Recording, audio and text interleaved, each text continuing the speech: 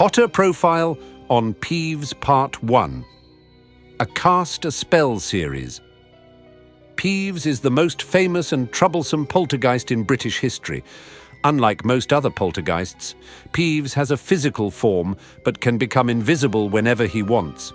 His appearance matches his personality, which combines both humour and mischief, making him well known among those who encounter him. Peeves has been living at Hogwarts Castle since it was founded around the year 993. He is said to have come with the building and appeared when the school first opened its doors to many children. While it hasn't been confirmed, some believe that Peeves represents the mischief of the students. For centuries, he has caused chaos at Hogwarts, often frustrating teachers and staff. Peeves has always been a nuisance for every caretaker, starting with Hankerton Humble, the very first caretaker appointed by the founders, which is how he got his name. Peeves appears as a small man wearing bright, unusual clothes, including a hat decorated with bells and an orange bow tie. Unlike the Hogwarts ghosts, who are see-through and pearly white, Peeves looks solid. He can fly and pass through objects like a ghost, but he can also interact with the physical world. Additionally, he can be affected by magic. For example, Harry once used a spell called Langlock to silence him. In 1876, caretaker Rancorous Carpe set up a complicated trap to try to catch Peeves and get him out of the castle. The trap used an assortment of weapons as bait and a large enchanted bell jar, which was strengthened with special spells. Carpe planned to drop the jar over Peeves when he got close. However, things didn't go as he hoped.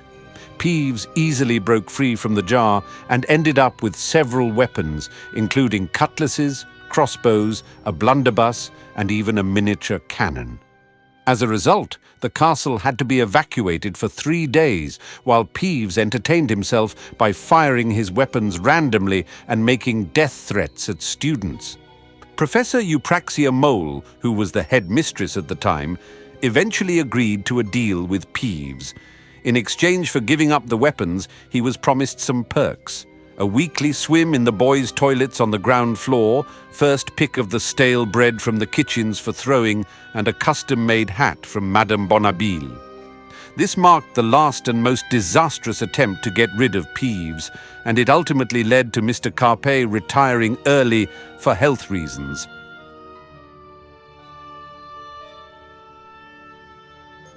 After causing a lot of trouble, he inadvertently dropped some old yellowed pages from a map he had stolen.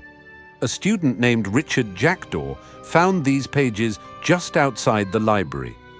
It's likely that Peeves didn't even realize they were missing. Jackdaw also snatched a wand that belonged to the Ollivander family.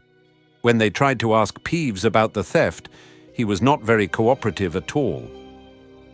During the 1890-1891 school year, Peeves would annoy Hufflepuff students by the boys' toilets on the ground floor, boasting about how he earned his swimming privileges there. Later that year, he caught new fifth-year students, including Sebastian Sallow, sneaking into the restricted section of the Hogwarts library and quickly reported them to the librarian, Agnes Scribner. According to the Wizard's Field Guide, Peeves particularly enjoyed playing pranks in a boys' toilet located in the dungeons, which students usually avoided unless they absolutely had to go. Peeves was a mischievous spirit who was unlike the other ghosts at Hogwarts. Instead of being a peaceful presence, he thrived on chaos and loved to create trouble. Sometimes his antics could even be harmful. The school caretaker, Argus Filch, constantly battled with Peeves year after year, asking for him to be expelled from the school. Before the start of term feast in 1991, there was a discussion among Hogwarts ghosts about whether Peeves should be allowed to attend. The fat friar wanted to give him another chance, but nearly headless Nick believed Peeves was a troublemaker who gave ghosts a bad reputation. After the feast, Peeves showed up to bother Prefect Percy Weasley as he guided the Gryffindor first years to their tower. He threw walking sticks at Percy, ignored his warning about telling the Bloody Baron, and even blew a raspberry at him. To make matters worse, Peeves dumped more walking sticks on Neville Longbottom's head before leaving. Later, when Professor McGonagall announced Harry as the new Gryffindor Seeker, Peeves took it upon himself to write rude words on the classroom blackboard. Later that year, Peeves spotted Harry Potter, Hermione Granger, Ron Weasley, and Neville Longbottom sneaking around the school after curfew. He teased them and then loudly called for Filch to come and catch them. When Filch arrived, however, Peeves just made fun of him instead of helping. In October, Ron thought Peeves might have been the one to let loose the mountain troll on Halloween, but it was actually Professor Quirrell who did it. Harry, Ron, and Hermione met Peeves again in the hallways while trying to save the Philosopher's Stone. They were hiding under Harry's invisibility cloak, so Peeves didn't see them. To scare him off, Harry pretended to be the Bloody Baron, the only ghost Peeves listens to. He warned Peeves to stay away from the third floor that night, which frightened Peeves enough to leave them alone and let them continue with their mission. Although Peeves generally dismissed authority, he did recognize it to some extent. He often chose to stay out of teachers' classrooms while they were teaching, even if he wasn't impressed by their titles or badges.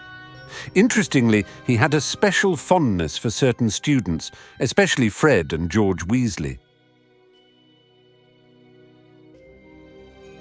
In the fall of 1992, Peeves caused chaos by crashing a vanishing cabinet into Filch's office, thanks to Nearly Headless Nick convincing him to help.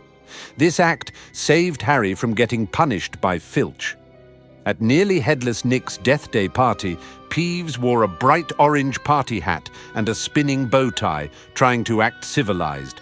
However, he still teased Hermione Granger for talking about moaning Myrtle, and later threw mouldy peanuts at Myrtle, making fun of her spots.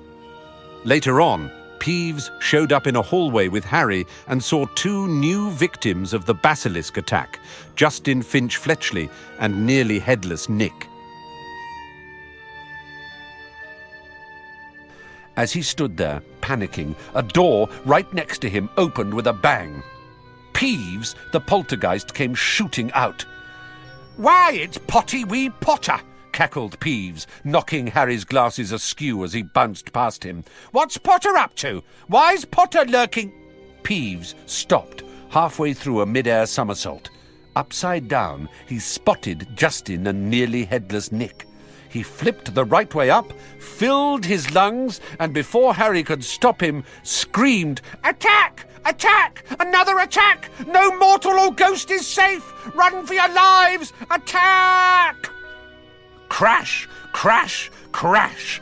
Door after door flew open along the corridor and people flooded out. For several long minutes, there was a scene of such confusion that Justin was in danger of being squashed, and people kept standing in Nearly Headless Nick. Harry found himself pinned against the wall as the teachers shouted for quiet. Professor McGonagall came running, followed by her own class, one of whom still had black and white striped hair. She used her wand to set off a loud bang, which restored silence, and ordered everyone back into their classes. No sooner had the scene cleared somewhat than Ernie the Hufflepuff arrived, panting on the scene. "Caught in the act!" Ernie yelled, his face stark white, pointing his finger dramatically at Harry. "That will do, Macmillan," said Professor McGonagall sharply. Peeves was bobbing overhead, now grinning wickedly, surveying the scene.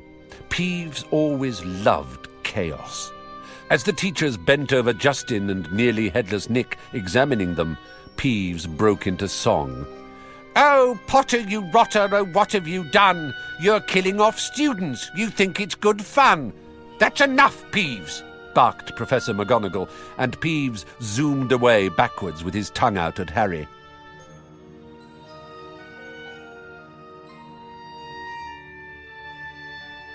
In 1993, Peeves showed up in the Teachers' Lounge just as Remus Lupin and his third-year Defense Against the Dark Arts class were arriving for a practical lesson.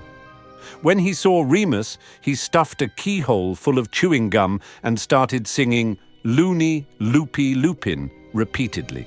Professor Lupin told him to take out the gum, but Peeves just responded with a loud raspberry. In response, Remus used a simple spell called Wadiwasi, which shot the gum right up Peeves's nose. On October 31st, Peeves told Professor Dumbledore where to find the fat lady after she was attacked.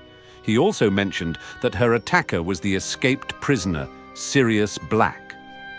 Later, at 4:30 in the morning, Peeves woke Harry Potter by blowing in his ear, ignoring the fact that Gryffindor was playing Hufflepuff in a Quidditch match that day. Peeves was seen bouncing around the trophy room on the Marauders' map.